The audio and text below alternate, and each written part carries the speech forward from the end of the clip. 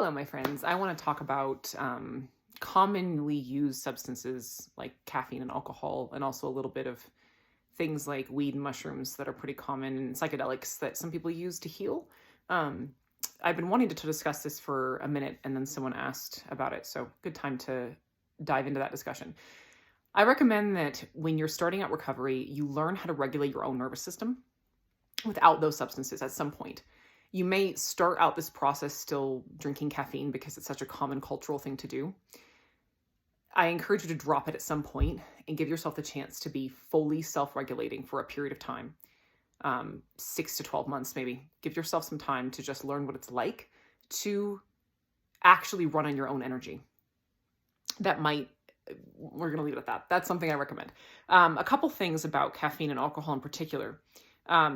I played around with this a lot and have used caffeine and alcohol as like medications or ways to think of it as like driving stick shift. It's like a way to move my nervous system into a different state on purpose because I can access certain things in that state better, but done consciously with intention.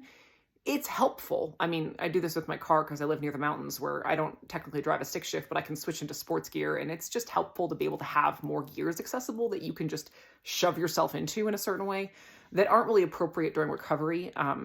But when you're in later stage, can actually be really helpful.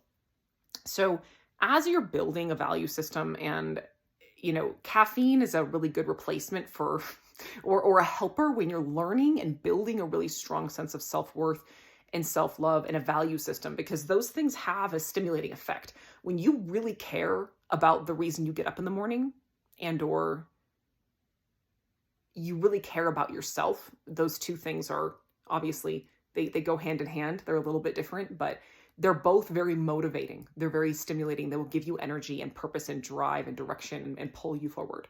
So I personally found, in later stage recovery, when I was building my adult main personality and my value system, and learning to love myself and learning to pull myself forward from a place of, I want this, I'm worth it, I can do this, and really believing that. Caffeine is a good filler when we're learning that and we don't have it yet. And a lot of times we just feel very blah and swampy and not motivated and not awake and not alive and not ready to go and tackle the day. So it's helpful in those places. Also, if you are in a place where you're training on calm and your brain is kind of spinning out of control with a lot of, it's just very overstimulated, and you're having a lot of anxiety or racing thoughts or symptoms, sometimes having a small amount of caffeine can provide enough stimulation on a chemical level that your brain is like, oh, we're in our normal chemical state. Okay, everything's okay, we're good. I can be normal now. I'm okay, I feel okay. And it can actually be very calming, ironically. So that's something I used again in later stage recovery after I had in my initial baseline of calm and still was going through a lot of life stuff and changing belief patterns and so forth. I found that really helpful.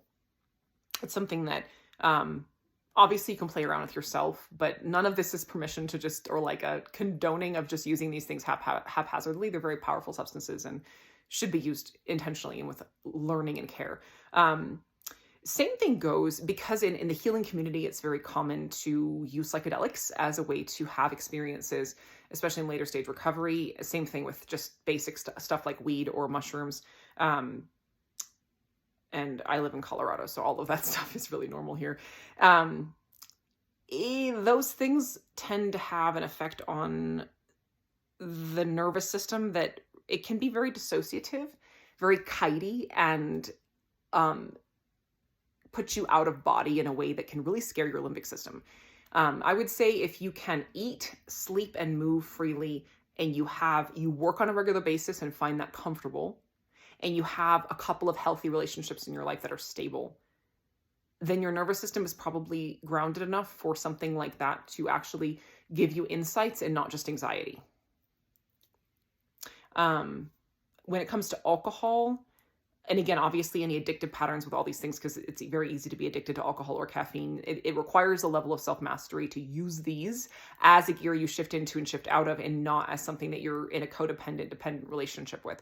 But alcohol can be very useful when rewiring the fawn response, and when you're in a place where you're wanting to tap into, I used it as like a way to, there's just a lot of points in my journey post-recovery when I couldn't get my brain to, I couldn't break the freeze response I was in, to be able to like meditate or change the patterns that were creating that freeze response. And I found having a drink as a tool to meditate and actually be able to access my subconscious was incredibly helpful. And it's something that, again, can help us to soften and enter into new brain states and have new experiences that we can then mimic when we're sober. And I mean like a drink, like one or maybe two, but like not getting drunk. That's obviously never really healthy for your brain. But those things can be used intentionally at certain points in recovery to help in the process. So, but again, self-mastery is always going to be my tagline and bottom line. So be conscious. That's the bottom line. Love you guys.